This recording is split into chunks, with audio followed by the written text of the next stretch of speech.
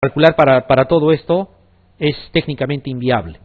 Por eso los valores que tenemos son aproximados, ya no son reales al 100%, ¿ya? Entonces, si les preguntan así, el compartimento mayor central, entre comillas, donde se distribuyen los fármacos luego de la absorción, está conformada por excepto corazón, hemos visto que sí, pulmón, hígado y riñón. Médula ósea no está, tampoco músculo, no vayan a confundir. Esos están en el segundo compartimento. En la vida práctica podríamos decir lo siguiente: una infección a nivel muscular, por ejemplo, el antibiótico no llega tan fácil como si llegaría, por ejemplo, a miocardio, a pulmón o a riñón, por ejemplo. A médula ósea llega más difícil que, digamos, a riñón, donde la cantidad de sangre que llega es más también y por lo tanto llega más fácil. Piel es más difícil de tratar, llega menos aún. Hueso también, por la irrigación.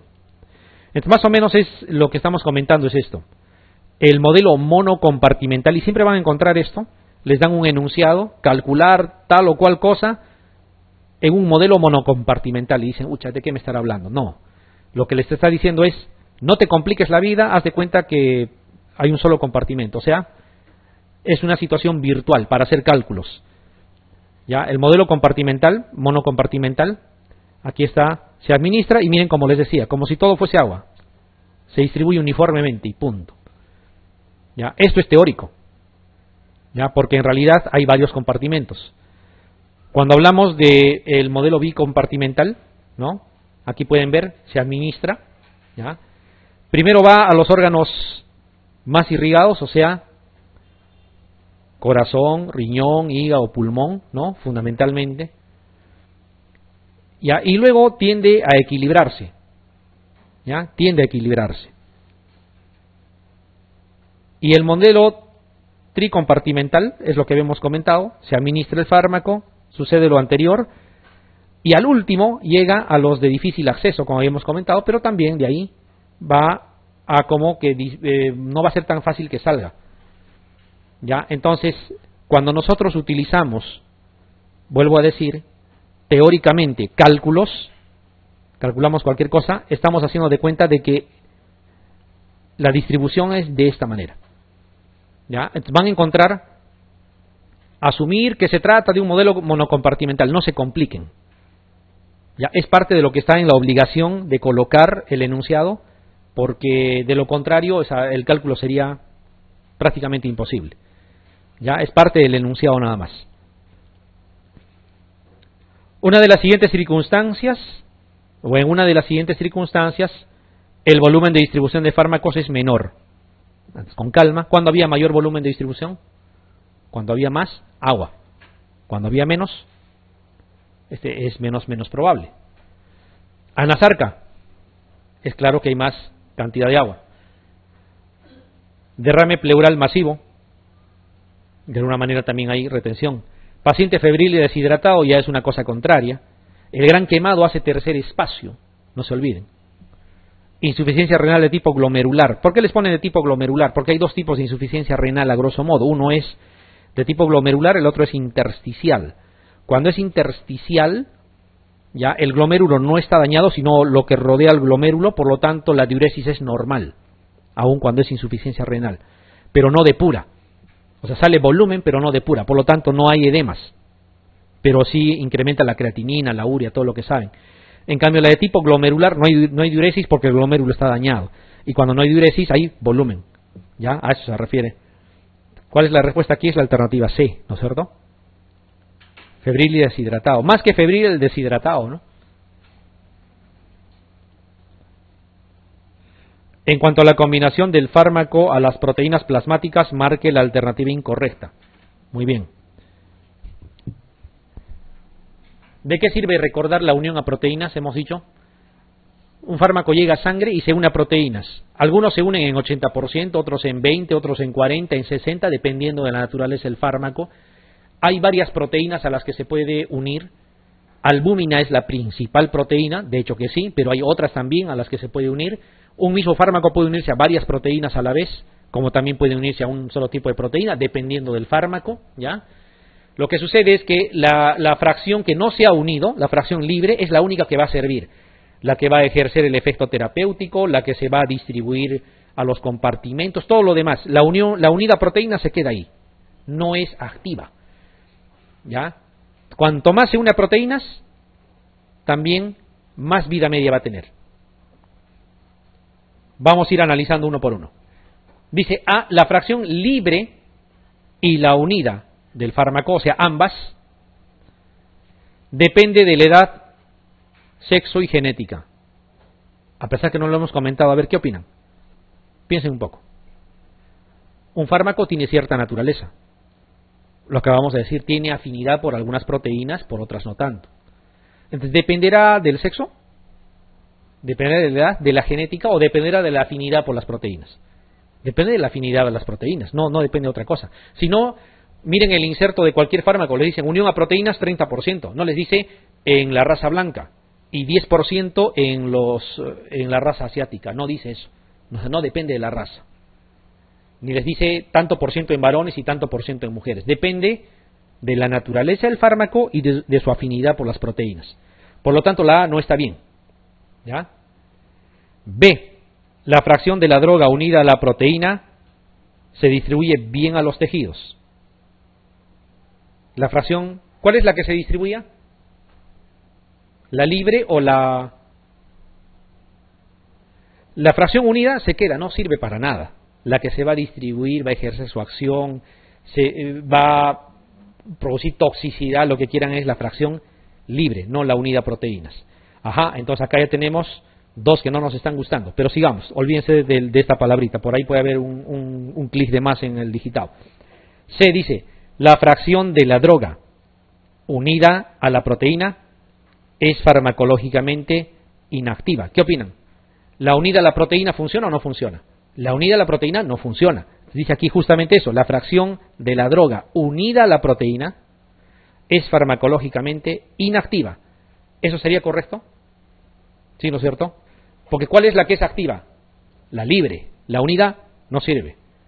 Entonces, miren, estos dos son falsos y esto es verdadero. Claro, me pido lo incorrecto, vamos a ver.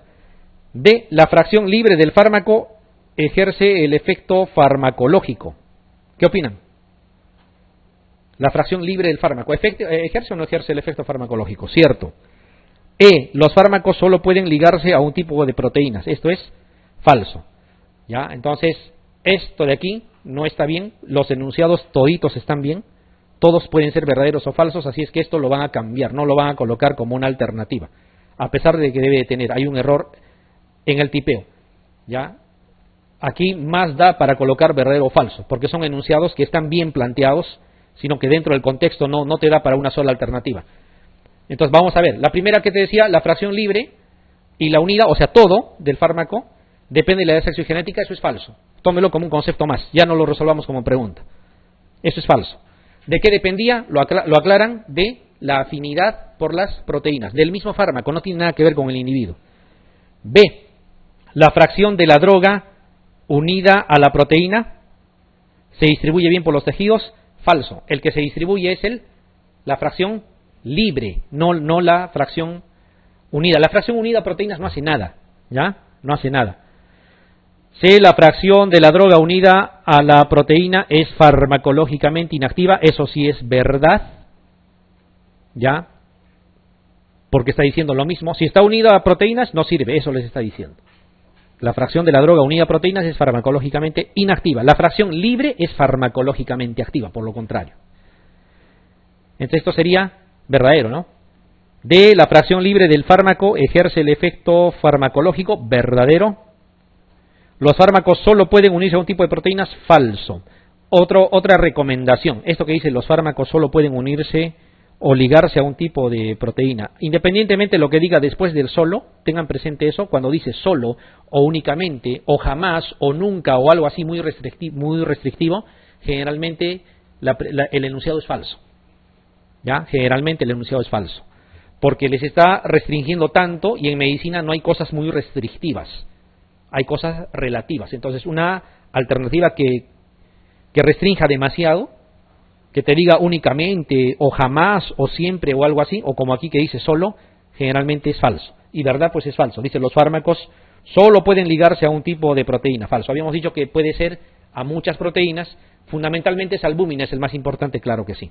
Y ante esto, independientemente de la alternativa que esté ahí, aquí hay un error debe ser en el digitado, ¿ya? Pero los enunciados están bien. Bueno, y colóquenle verdadero y falso, pues. Ya, ahora sí, espero que esto sí esté bien. Carambolas. Dos fármacos A y B tienen un perfil farmacológico idéntico e igual biodisponibilidad. Perfecto. El fármaco A se une a la albúmina en 98% y el fármaco B en 28%. ¿Cuál era la repercusión de que se una en más o en menos a las proteínas, se acuerdan? El que se unía más tenía más vida media y el que se une menos tiene menos vida media. ¿Ya? Eso es lo primero que tiene que acordarse. Dice, la consecuencia más probable es que, a ver, B tenga una vida media más corta que A. B, ¿cuánto tiene de unión a proteínas? Solo tiene 28. A tiene 98. Obviamente que A va a tener más vida media. Eso les está diciendo, ¿no? B tenga una vida media más corta que A. Sí, pues es la alternativa.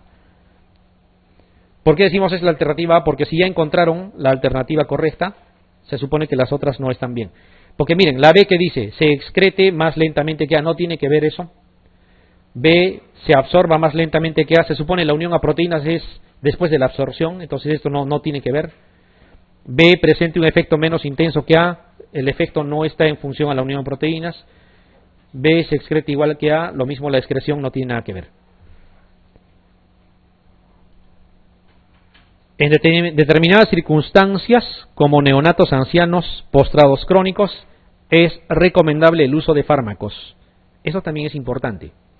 Miren, esto no se ha comentado, pero piénsenlo de esta manera. Cuando tienen un anciano, por ponerlo, digamos, de los tres ejemplos, el más claro. Cuando tienen un anciano, ¿tendrá hipoalbuminemia o no? La mayoría de los ancianos tienen hipoalbuminemia. ¿El postrado tendrá hipoalbuminemia? A ver, mírenle las proteínas a un postrado crónico. Es hipoalbuminemia por definición. ¿Ya? Estamos hablando solo de albúmina como representativo. Entonces, puedo yo asumir que su nivel de proteínas no es tan bueno. Está por debajo de lo normal. ¿Ya? Más o menos a eso se está refiriendo la pregunta. Entonces, ¿ustedes qué harían cuando utilizan un fármaco y tuvieran varias opciones para escoger? De preferencia, ¿qué tipo de fármaco utilizarían en alguien que se supone no tiene mucha cantidad de proteínas?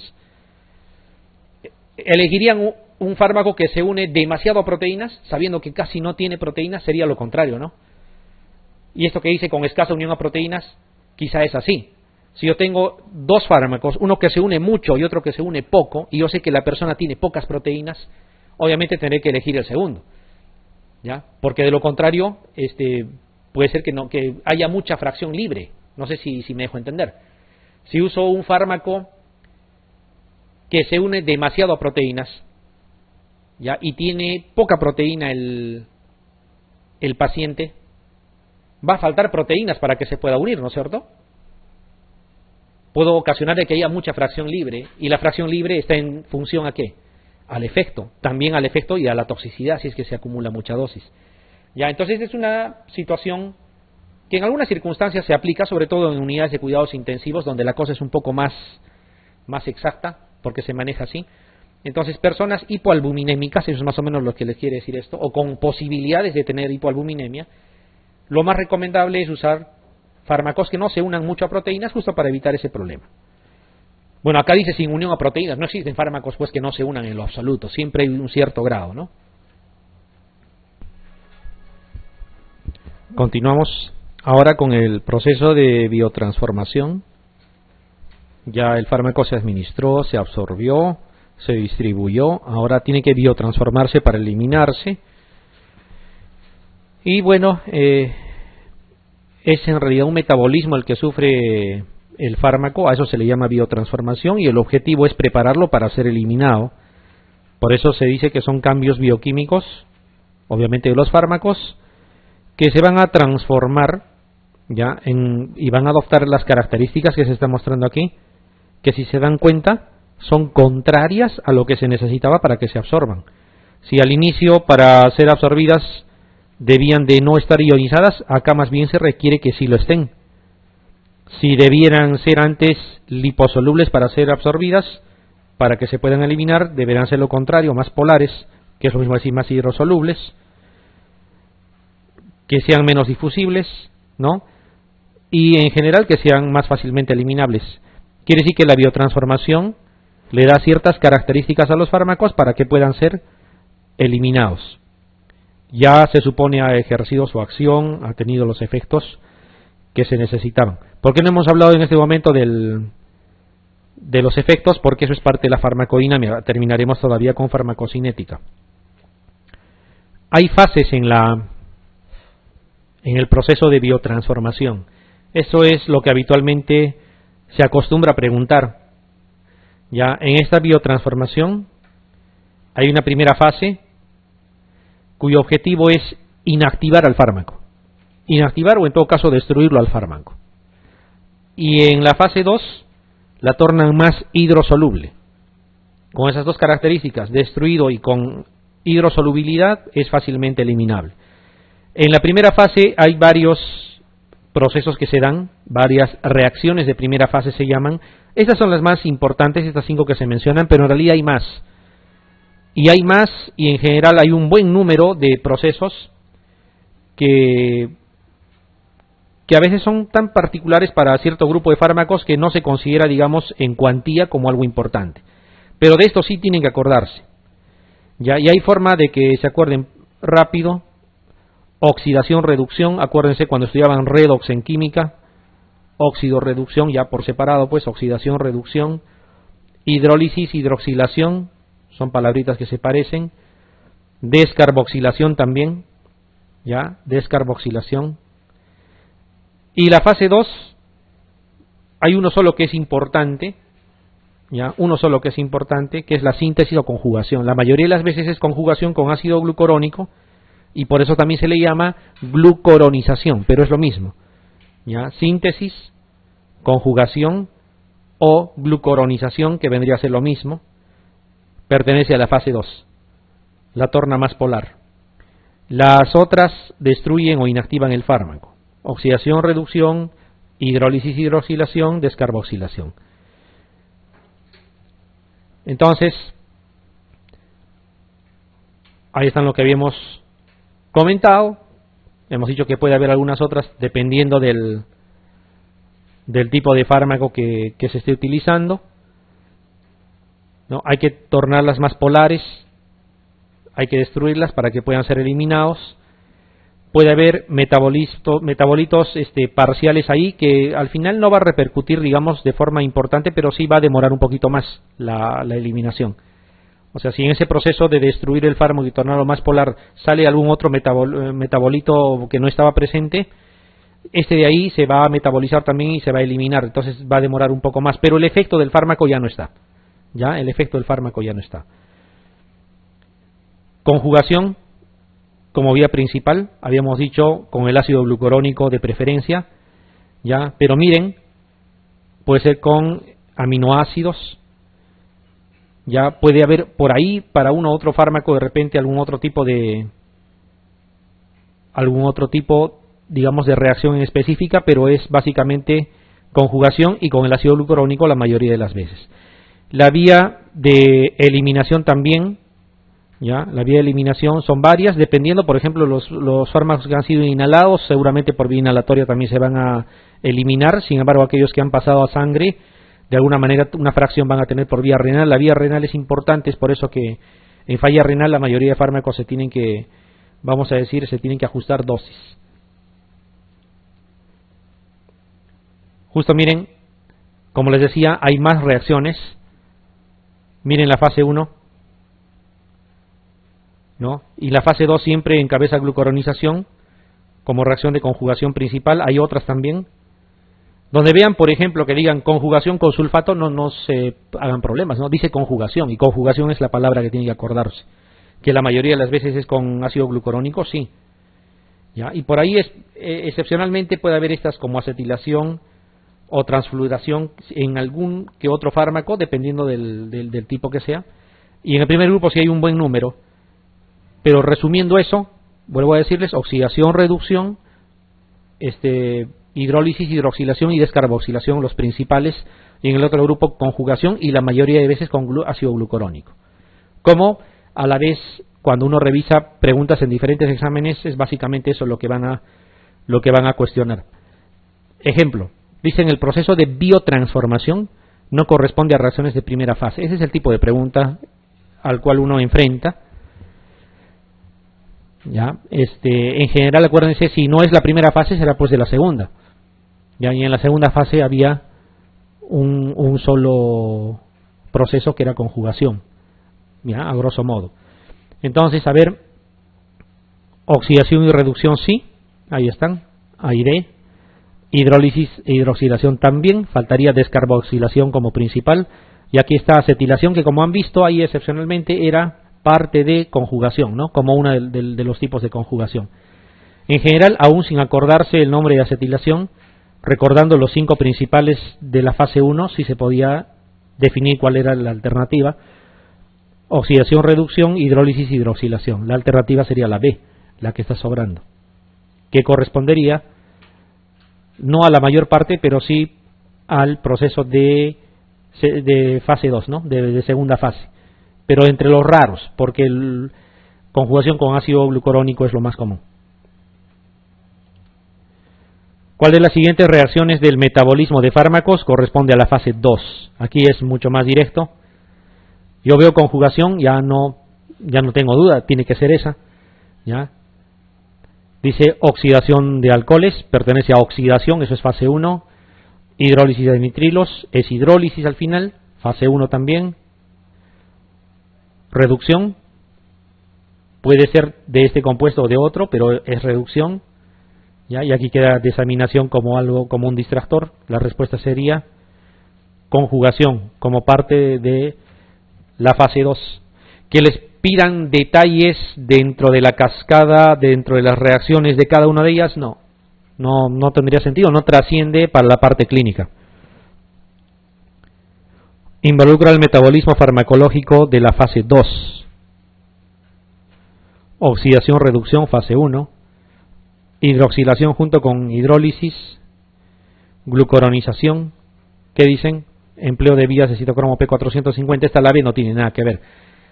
Glucoronización hemos dicho que es un término muy habitual para hacer referencia a la conjugación, porque la mayoría de veces es con ácido glucurónico.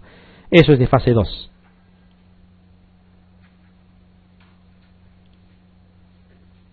Las siguientes reacciones de biotransformación hepática de fármacos son de tipo 2, a excepción de... Esta es una pregunta también interesante, que aparentemente ha cogido al azar de ese grupo enumerado que había de bastantes reacciones, pero uno más o menos, aún sin recordar, puede dar con la alternativa. ¿A cuál se animarían? Dice de tipo 2, a excepción de... Cuando uno mira... Ya, fase 2, ¿qué cosa era? Era conjugación, básicamente, ¿no? Conjugación. Si yo me acuerdo por lo menos eso, de que es conjugación, y esa es la idea, que con el concepto básico uno pueda también poder enfrentar otro tipo de preguntas que aparentemente son más confusas. Si yo me acuerdo que conjugación es lo que debo de acordarme, que es lo que yo debería usar para poder responder. Glucuronidadium primero es lo mismo que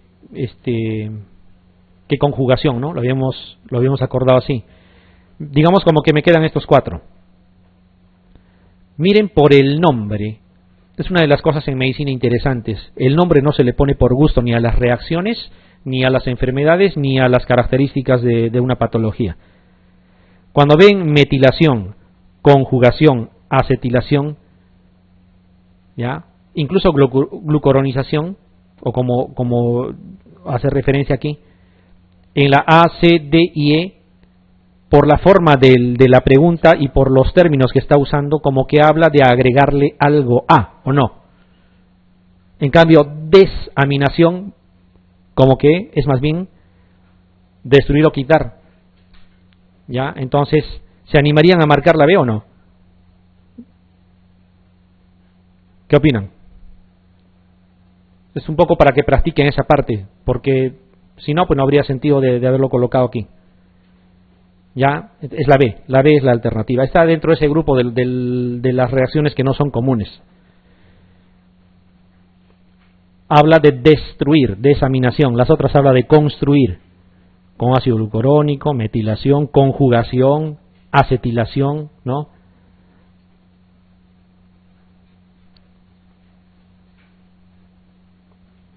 Y justamente construyen en esa fase 2 para tornarlo más polar. Acuérdense que la fase 1 que era destruir, ¿no? Desaminación.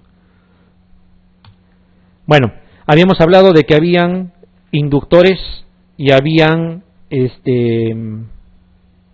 inhibidores del sistema de enzimas del citocromo P450. Aquí está lo que estábamos comentando. Entonces, los fármacos a su paso por el hígado se metabolizan, perfecto. Dependiendo a que este sistema de enzimas del citocromo P450 actúen más de la cuenta o actúen menos de lo debido, ya el fármaco o puede metabolizarse rápido o puede acumularse y hacer toxicidad. Entonces, aquellos que sean inhibidores van a hacer que los otros fármacos se acumulen, y los inductores, al hacer de que funcione más el sistema, van a metabolizar más rápido más bien a los otros fármacos. En eso hay que acordarse de que los inhibidores actúan de forma inmediata, es decir, si yo estoy tomando un fármaco que a la vez es inhibidor de este citocromo, los otros fármacos que pueda tomar ya van a sufrir alteración, pero no es de inmediato, o sea, esto requiere algunos días. Se habla entre 7 a 10 días más o menos de estar usando un fármaco inhibidor para que se note realmente la inhibición. En cambio, esto viene acá, para que se note la inducción. En cambio, la inhibición es de inmediato, si yo mezclo un inhibidor con otro fármaco, la inhibición va a ser así, de inmediata. Felizmente no son muchos los inhibidores. Los macrólidos es un grupo importante que hay que acordarse aquí, no todos, ya, sobre todo eritromicina. Felizmente como que se ha dejado de lado un poco, ya, la eritromicina sí. Otro fármaco es el efavirenz, pero es mucho menos usado todavía. El efavirenz es un antirretroviral. Ya, pero de los inductores sí hay un buen grupo. Algunos no tienen mucho, digamos, de interacciones medicamentosas, son casi específicos, pero la rifampicina sí tiene que acordarse. La rifampicina sí es un potente inductor porque tiene interacciones medicamentosas con un montón de fármacos, ¿ya? Que incluso en la parte práctica, cuando uno va a recetar rifampicina y ve que el paciente es polimedicado por otras razones, a veces tenemos que echar mano a las bases de datos para ver si hay una interacción, porque tantas son las interacciones que es difícil que uno lo tenga en mente todas. Aparte de la rifampicina, hemos dicho el tabaquismo, el consumo de alcohol también, actúan como inhibidores.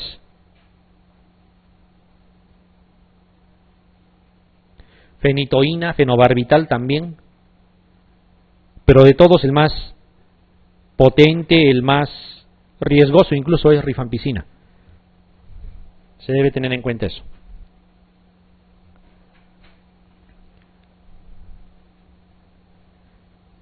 Un ejemplo claro y grave de lo que puede suceder. ¿Qué pasa, por ejemplo, si una persona está tomando eritromicina como inhibidor, y saben que el efecto de inhibición es de inmediato, y tiene cefalea por algún motivo? Es muy común que en nuestro medio digan eso es migraña, van, se compran su migradorixina, ¿no es cierto? Y muchos antimigrañosos tienen ergotamina. A ver, revisen qué cosa es el ergotismo. Lo que va a pasar es que va a haber interacción, se inhibe el proceso de metabolismo de la ergotamina gracias a que están tomando un inhibidor, en este caso la eritro, ya, y se acumula, y el ergotismo es una cosa cruel. Hay incluso autoamputación de extremidades por una vasoconstricción importante, ya. ¿Y qué resultó? Resultó de mezclar dos cosas que habitualmente la gente se automedica con mucha facilidad. Ya, ese es un ejemplo de situación grave, por ejemplo, ya, de situación grave.